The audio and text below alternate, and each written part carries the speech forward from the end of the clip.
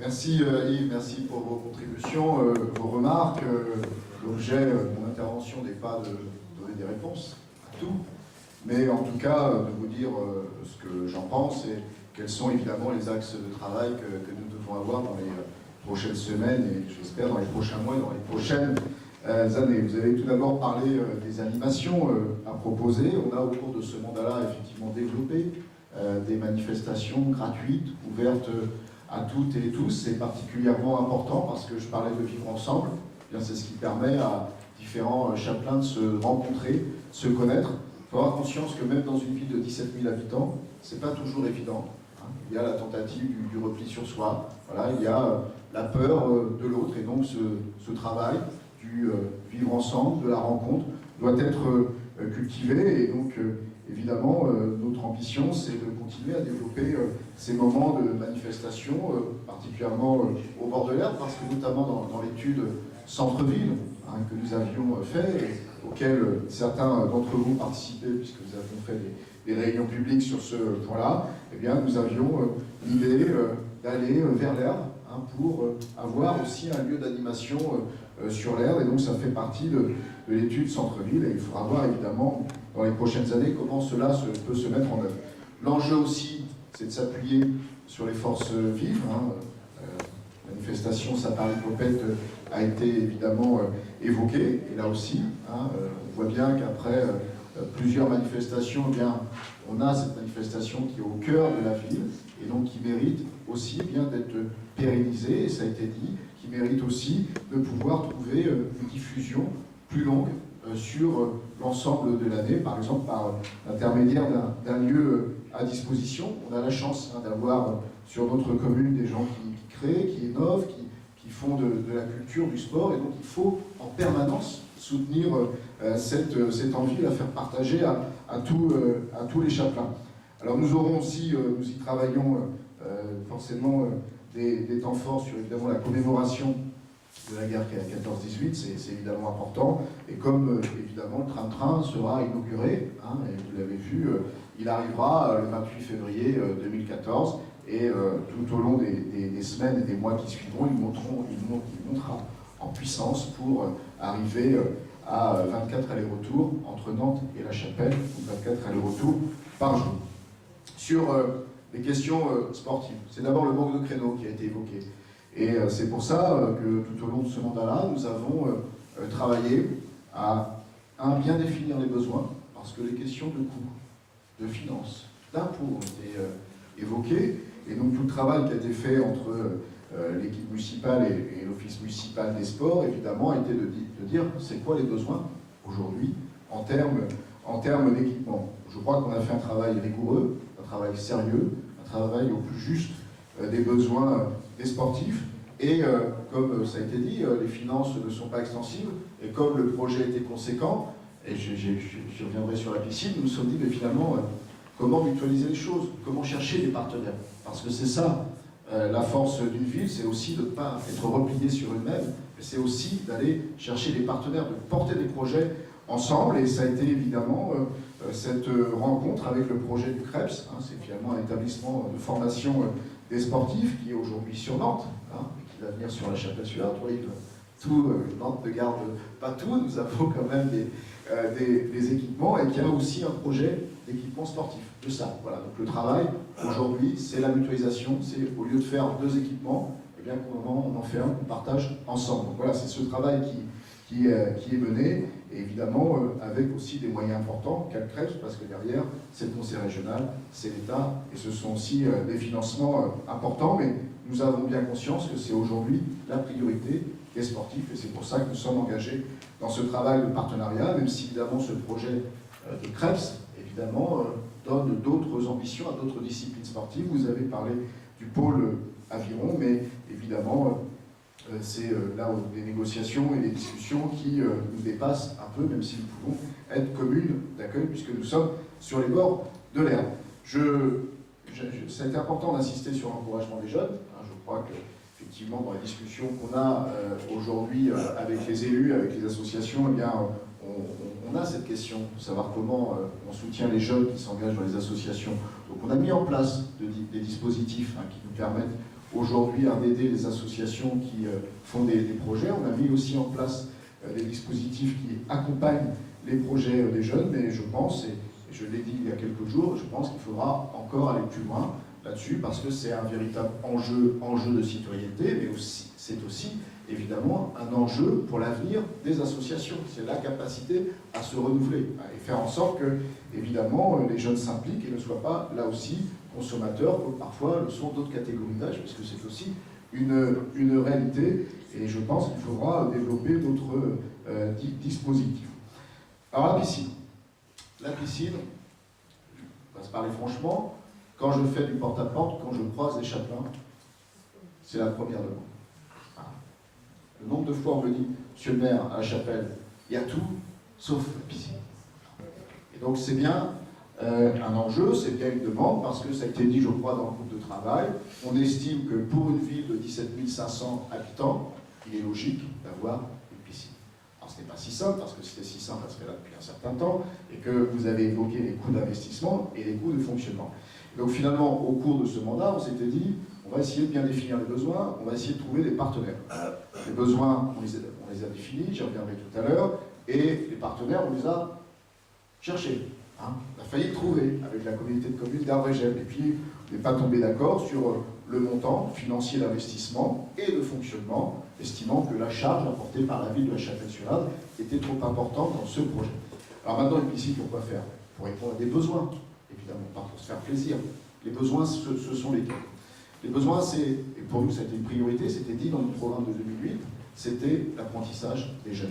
Voilà, parce qu'aujourd'hui, il y a à la fois l'éducation, les programmes d'éducation nationale qui nous l'imposent, et ce sont les communes qui sont chargées de mettre en œuvre les équipements sportifs qui permettent ces programmes, et ce sont évidemment les questions de sécurité que l'on doit à notre jeunesse. Et donc, le travail qui a été fait, c'était de définir aujourd'hui quels sont les besoins par rapport à ça. Donc, avec le projet, puisque la question a été posée, avec le projet de la piscine sur Trélières, nous allons régler la question des collèges, puisque les collégiens iront, les collégiens de la Chapelle-sur-Ardre, la pénitentiaire et Beauregard, vous savez qu'il n'y a pas que des chapelains dans ces collèges, iront faire l'apprentissage de la piscine à Trélières. Maintenant, il reste les jeunes, finalement les 2000 jeunes chapelains dans les écoles publiques privées de la Chapelle-sur-Ardre. Donc aujourd'hui, nous avons des solutions, puisque avec le partenariat que nous avons à Carquefou, nous permettons, et cette année c'est une nouveauté, c'est un plus, nous permettons à tous les jeunes de passer au moins une fois en créneau piscine. Nous pensons que nous avons la capacité de tenir ça plusieurs années, parce que à la fois Carquefou avec quelques créneaux supplémentaires, et aussi la piscine qui va s'ouvrir à Nord-sur-Ardre va libérer de la place sur Carquefou, puisque les élèves de Sucé allaient sur Carquefou. Et dans les discussions que nous avons eues aussi, il y aura certainement des possibilités pour que nos jeunes chapelains aillent à la piscine de Trélières, puisque la piscine de Trélières a été un peu surdimensionnée pour pouvoir répondre aux besoins des habitants dans une dizaine d'années. Voilà. Mais tout cela ne va pas durer. Voilà. Nous avons conscience, il faut avoir conscience que tout ça ne va pas durer. Et donc il faut bien que nous travaillions sur ce projet-là pour répondre à ces besoins-là. Voilà. Donc c'est le sens de la démarche, et la démarche a toujours été claire, c'était de travailler sur un projet intercommunal. Alors aujourd'hui, nous n'avons pas abouti avec la communauté de communes d'Arbre-et-Gemme, mais au niveau des têtes de liste de gauche de l'agglomération, c'est aujourd'hui une question qui est posée, savoir comment, effectivement, sur l'agglomération, on permet à chaque jeune d'avoir l'apprentissage de la natation. Donc c'est cette question-là qui est posée, et nous allons voir comment la métropole, arrive, je reviens vers toi, comment la métropole, effectivement, pourrait avoir un plan piscine sur l'agglomération pour répondre à ce besoin-là, parce que nous l'estimons prioritaire. Voilà. Et donc, évidemment, en voyant qui participe à l'investissement et qui participe au fonctionnement. Donc c'est pas un dossier, moi je considère que c'est à partir du moment où les chapelains en parlent, c'est un dossier sur lequel nous devons avancer. Sinon, ce n'est pas la peine d'être élu et de vouloir être maire de la Chapelle-sur-Ardre. Et donc, ça sera l'objet, évidemment, des discussions que nous aurons dans les prochaines semaines, avec les autres têtes de liste sur le projet communautaire. Évidemment, il faut aussi aller plus loin dans le sport pour tous. Hein, et donc, évidemment, cette question de savoir comment aujourd'hui on assure quand même un minimum de clubs sur la commune qui peuvent accueillir des activités pour les personnes en situation de handicap, c'est évidemment une préoccupation hein, qui est au cœur de notre action, qui s'est développée grâce à Handicap, parce que s'il n'y avait pas eu Handicap, aujourd'hui, nous n'en serions pas là. Et donc, évidemment, ce travail de partenariat avec le monde sportif, il doit continuer. Et puis, évidemment, je crois on a fait l'école du sport pour les plus jeunes, mais sur le sport adulte, aussi sur le sport pour les personnes retraitées, je crois qu'il y a là des activités à développer, parce que vous le savez, nous allons avoir de plus en plus de retraités à Chapelle-sur-Erne, 200 en plus par an, en moyenne, hein, mais c'est à peu près ça. Et donc, évidemment, ce sont aussi des jeunes retraités qui sont dynamiques et qui ont aussi envie de pratiquer du sport, et je pense qu'il faudra répondre à ça, et les équipements sportifs devront aussi pouvoir répondre à ça, et que on voit bien qu'à travers le développement du sport handicap, à travers le développement du sport pour les personnes retraitées, il y aura aussi besoin de nouveaux créneaux pour cette nouvelle pratique sportive que l'on souhaite tous. Sur la question éducative, vous avez évoqué les rythmes scolaires, c'est évidemment une réforme particulièrement importante, puisque tout le monde s'accordait à dire que le système qui était mis en place n'était pas satisfaisant pour permettre la réussite éducative, mais aussi pour permettre la confiance et l'épanouissement des jeunes. Il n'y a pas que les résultats qui comptent lorsqu'on est jeune et lorsqu'on est à l'école. Il y a aussi l'épanouissement, la confiance qu'on a finalement dans l'organisation. Et donc on voyait bien que quand on regardait les études, à la fois nos jeunes décrochaient au niveau scolaire, mais à la fois ils n'avaient pas confiance dans l'institution. Et finalement parce qu'ils ne s'y sentaient pas à l'aise. Donc c'est ça aujourd'hui l'enjeu, c'est comment finalement on a une organisation qui permet une meilleure réussite éducative, et c'est comment aussi finalement le jeune se sent mieux dans l'institution scolaire. Donc c'est cette réforme des rythmes qui est en jeu. Nous avons souhaité y aller tout de suite. Parfois j'ai entendu pour être un bon élève de M. Hérault. Non, pas pour être un bon élève de M. Hérault, parce que nous étions prêts, parce que dès la suppression des cours du samedi matin, j'avais dit c'est une hérésie, on va dans le mur, et donc il faut qu'on travaille tout de suite, parce que de toute façon, on reviendra sur cette organisation. D'ailleurs, Luc Châtel, qui était l'ancien ministre de l'Éducation de Nicolas Sarkozy, avait lui-même dit que ce n'était pas possible de continuer comme ça. Donc notre ambition, c'était d'être prêts, nous, mais sans prétention, je dis. Et dans ce sens-là, nous avons réuni des enseignants, des représentants de parents d'élèves, du personnel municipal, des représentants associatifs, parce qu'une dizaine d'associations sont partenaires de ces nouveaux rythmes, et nous faisons le bilan, voilà, au fur et à mesure, avec Nathalie. Et évidemment, à la fois, nous allons aborder des points d'amélioration.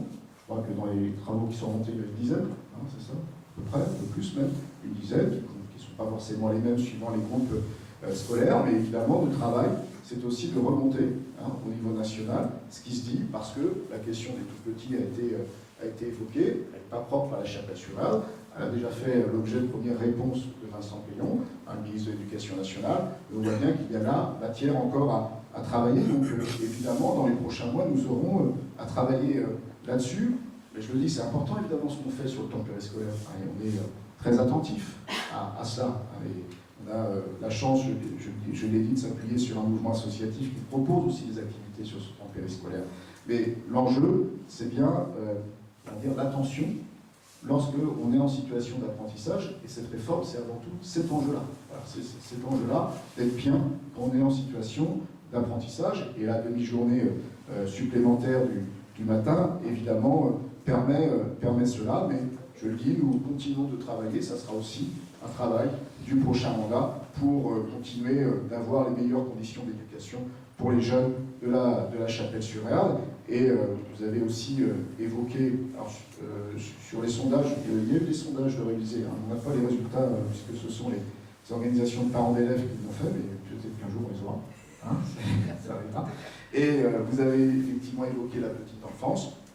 On a la chance effectivement de s'appuyer sur un réseau d'assistants maternels particulièrement précieux, par rapport à une commune de notre taille, c'est quand même un réseau particulièrement important, et nous savons aussi les demandes qui existent en accueil collectif, et à la fois au cours de ce mandat, par par soutien à certains projets associatifs, d'ailleurs, qui étaient assez innovants. Je pense au Petit Pas du Pleureau, hein, la crèche qui est dans la résidence du Pleureau et qui favorise l'intergénérationnel. Donc ce projet, on l'a soutenu, mais nous sommes aussi engagés dans d'autres projets pour continuer de développer l'offre d'accueil collectif sur notre commune, d'autant plus qu'en regardant pour l'instant l'état des naissances en 2013, il y en a un peu plus qu'en 2012, et donc nous sommes dans une commune qui reste dynamique en termes de naissance, et donc il faut aussi s'en féliciter, parce que si les gens en général font des enfants, c'est qu'ils sont plutôt heureux.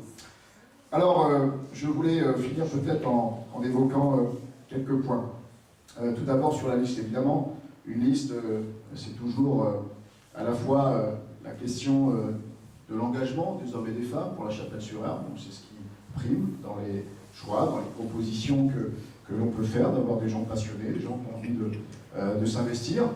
Alors après, évidemment, on essaye de regarder s'il y a les différentes catégories sociales, s'il y a différents quartiers, s'il y a différents cursus, s'il y a différentes histoires. C'est ça la constitution d'une liste, tout en recherchant aussi une homogénéité pour avoir la capacité à bien travailler ensemble. Parce que derrière, il faut bien travailler ensemble, c'est aussi ça l'enjeu. Alors, 33 personnes sur la liste ne permet pas toujours de représenter tous les quartiers ou tous les villages de la Chapelle-sur-Erdre, ils sont nombreux, mais évidemment, il y a toujours cette recherche d'un équilibre géographique, c'est particulièrement important. Quand on est maire, est-ce qu'on a encore du pouvoir à Nantes-Métropole? Ça, c'est une bonne question. Moi, je n'étais pas conseiller communautaire avant 2008. Je ne connaissais pas le fonctionnement de la métropole en direct, puisque je n'y travaillais pas, je n'avais pas de responsabilité. Je suis devenu maire en même temps que je suis devenu vice-président dans la métropole. Moi, je vais vous dire une chose. Je pense qu'on n'a jamais eu autant de pouvoir depuis qu'on a dans la métropole. Pourquoi? Pour deux raisons. Tout d'abord, parce que aucune décision n'est imposée au maire. Aucune décision de la métropole n'est imposée au maire. On vient de faire une modification du plan local d'urbanisme. Ce sont les élus de la Chapelle-sur-Erdre qui ont fait ces choix. Évidemment, ils doivent les assumer après. On ne peut pas dire c'est le conseil de la métropole qui a voté, donc on nous l'a imposé. Voilà. La proposition qui a été faite au conseil communautaire sur ce dossier-là a été assumée par le maire et les élus majoritaires du conseil municipal de la Chapelle-sur-Erdre. Voilà. Et s'il y avait eu une autre décision, et je peux vous dire que sur ce dossier-là, les vice-présidents en métropole et les services n'étaient pas forcément d'accord avec la position. Mais à la fin, c'est le maire qui décide parce que c'est lui qui est chargé de l'aménagement de sa commune. Et on a aussi du pouvoir parce qu'on a des moyens qu'on n'aurait pas si on n'avait pas dans la métropole. Aujourd'hui, je vais prendre un exemple, quand on a transféré la voirie de la ville de la Chapelle-sur-Erdre à Nantes Métropole, on avait à peu près moitié moins, je ne sais pas où il est Claude, moitié moins que ce qu'on a aujourd'hui. C'est-à-dire que la dynamique métropolitaine, finalement la capacité d'accueillir de l'activité des entreprises, donc d'avoir du foncier bâti, de taxe professionnelle, même si aujourd'hui elle n'existe plus, eh bien, nous a permis d'avoir plus de moyens. Et aujourd'hui, on a presque 900 000 € pour entretenir les voiries, ce qu'on n'aurait pas si on était resté tout seul à gérer notre compétence. Voilà, donc c'est bien cet enjeu-là qui est posé, pouvoir décider des politiques qu'on mène au niveau global, pouvoir décider sur sa commune, et évidemment avoir des moyens. Je regarde aussi Claude, quand je vois qu'on va investir 3,2 millions d'euros, 3,2 millions d'euros pour l'assainissement collectif sur les villages de la Brosse et de la Mirelle, je peux vous dire que c'est quasiment ce qu'on va investir cette année. Vous voyez donc l'enjeu et l'importance de la dynamique de Nantes Métropole. Voilà, et donc je peux vous dire que dans les discussions qu'on a avec les 24 maires, nous sommes évidemment soucieux qu'il y ait un équilibre. Alors c'est vrai que la ville-centre, parfois on a l'impression qu'elle concentre le pouvoir parce qu'elle concentre aussi des équipements de centralité. Par exemple, comment le stade couvert d'athlétisme. À un moment, on a pu penser qu'il allait être à la Chapelle-sur-Erdre. Et s'il est revenu à Nantes, c'est parce que l'université était partenaire de ce projet-là et que l'université a dit moi je veux bien y participer financièrement, mais vous comprenez bien qu'il faut qu'il soit à côté de l'université. Voilà, donc ce sont aussi des choix qui sont faits en termes d'aménagement, Je peux vous dire aussi que, regardez ce qui va se passer sur le train-train. En métropole, aura mis près de 25 millions d'euros sur le train-train. 25 millions d'euros. Qui est desservi aujourd'hui? Qui sera desservi demain par le train-train? Les Châtelains, essentiellement, puisqu'il y a un arrêt à la Luchère et puis après la gare de Nantes. Voilà, donc ayons conscience de ça. Ayons conscience que nous avons, à la fois les maires doivent évidemment pouvoir décider des actions dans la métropole sur leur territoire. Et je le dis, nous avons aujourd'hui des moyens que nous n'aurions pas si nous n'étions pas dans cette métropole. À nous aussi, évidemment, de faire partager ça auprès des citoyens. Et puis, vous avez évoqué l'accès à la culture et l'ouverture sur l'Europe. C'est évidemment au cœur de nos engagements. Nous avons toujours fait en sorte que nos activités soient accessibles au plus grand nombre. J'ai parlé du tarif solidaire tout à l'heure, qui fait qu'aujourd'hui, quand des enfants sont dans des activités gérées par la ville, eh bien, les parents paient selon leurs revenus. Et donc, aujourd'hui, toutes les communes ne font pas ça. Toutes les communes n'ont même pas forcément une politique de quotient familial. Et donc, on est dans cette solidarité, en rappelant aussi, parce qu'après, des fois, j'entends ça, on dit on paye des impôts, et puis finalement, ça permet à d'autres de bénéficier des services. Mais je le dis sur l'accès aux services pour les jeunes, pas un parent ne paie aujourd'hui le coût réel d'une activité. Tous les parents aujourd'hui sur notre commune sont aidés, forcément à différents niveaux, mais tous les parents, aucun parent ne paie le coût réel d'une activité. Et l'accès à la culture, l'accès à la pratique sportive, ça a été évidemment aussi le développement de l'accès aux loisirs pour tous. Donc là, on évoque les questions de communication.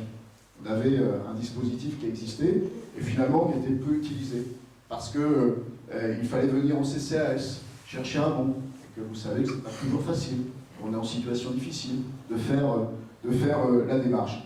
Eh bien, parce qu'on a aujourd'hui un dispositif et aussi beaucoup de parents et de familles qui utilisent nos services municipaux, eh bien, on a adressé directement les bons aux personnes qui pouvaient bénéficier de ces bons. Évidemment, après, ces personnes allant dans les associations et nous reversons la partie qui n'est pas facturée par l'association à l'association par l'intermédiaire d'une subvention. On a multiplié par 4 le nombre de personnes concernées parce qu'on est allé cibler finalement les personnes qui en avaient le plus besoin. Et donc finalement, l'enjeu de la communication, c'est à chaque fois trouver le bon moyen pour parler aux gens qui sont concernés. Et je vous le dis, c'est pas toujours facile.